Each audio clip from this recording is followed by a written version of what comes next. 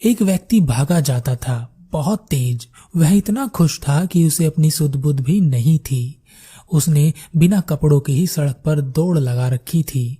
ऐसा करते देख कई लोगों ने उसे आवाज दी, पर उसने नहीं सुनी। फिर कुछ लोगों ने उसे भागकर पकड़ा और उसे दिखाया कि वह किस हालात में है। उसने जल्दी जल्दी कपड़े पहने और फिर दौड़ा। दौड़ते दौड़ते वह अपने गुरु के पास पहुंचा और उनके चरणों में गिर गया और कहा, गुरुदेव, मिल गया।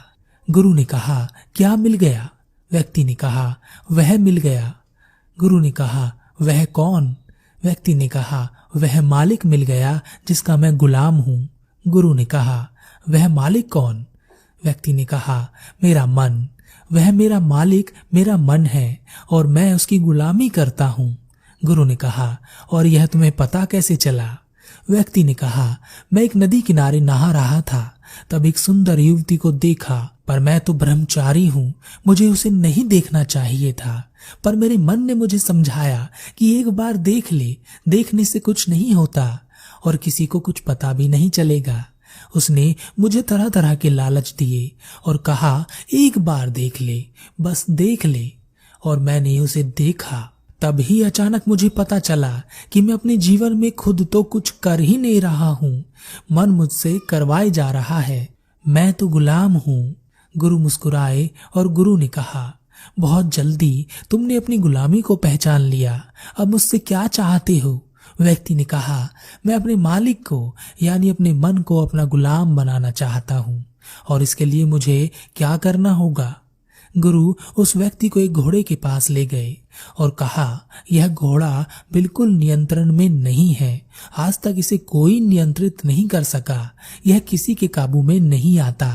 इसे तुम अपना मन समझो, अगर तुमने इसे काबू कर लिया तो समझना कि इसी तरह के 10,000 घोड़े जब एक घोड़े में समा जाएं, तब जो उसमें शक्ति उत्पन्न होगी और जो वह घोड़ा बनेगा, उस घोड़े को काबू करने में जो मेहनत लगेगी, उतनी ही शक्ति उत्पन्न करनी होगी तुम्हें अपने भीतर।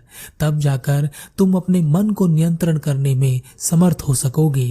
उस व्यक्ति ने 6 महीने में उस घोड़े को अपने नियंत्रण में कर लिया। घोड़े को काबू कर वह गुरु के पास पहुंचा और कहा, गुरुदेव, मैंने इस घोड़े को काबू कर लिया, आप बताएं कि मन को काबू कैसे करना है। गुरु ने कहा, जैसे इस घोड़े को काबू किया है, बताओ कैसे काबू किया? व्यक्ति ने कहा, यह भागता था तो मैं इसे दोबारा पकड़ कर लाता था। यह जितनी बार भी भागता था उतनी बार मैंने इसे पकड़ा। मैंने इसकी आंखों को किनारों से ढक दिया ताकि यह सीधे सामने ही देख सके, इधर उधर ना देखे। मैंने बार बार इसे अपने इशारों को समझाया। कई बार इसने मुझे गिराया, पर हर बार मैं इस पर सवार हुआ। कई बार मैं घायल हुआ, पर मैंने हिम्मत नहीं हारी और धीरे धीरे इसके और मेरे बीच में एक संबंध स्थापित हो गया। मैं इसे अच्छी तरह समझने लगा और यह भी मुझे अच्छी तरह समझ गया और इसने मुझे स्वीकार किया। पर यह मेरा गुलाम नहीं है, एक अच्छा मित्र है। गुरु ने कहा, बस इतना बहुत है। जो इस घोड़े के साथ तुमने किया वही सब तुम अपने मन के साथ करो, वही सब करो। मन गुलाम नहीं बनेगा, पर एक अच्छा मित्र बन जाएगा और तब वह तुम्हारी हर बात सुनेगा और मानेगा। पर याद रहे, जब तुम मन की सवारी करोगे तो वह तुम्हें बुरी तरह पटकेगा। बस हार मत मानना। उस व्यक्ति ने गुरु का धन्यवाद किया और वह बहुत खुश होते हुए घर वापस गया। उस व्यक्ति को 6 साल लग गए। लगातार साधना करते हुए, मन को काबू करते हुए, ध्यान करते हुए उसने आखिरकार मन को नियंत्रित कर लिया और अब वह मन का गुलाम नहीं था, बल्कि मन उसका एक अच्छा मित्र बन गया था। हम सब की जिंदगी भी हमारे मन के हाथ में होती है।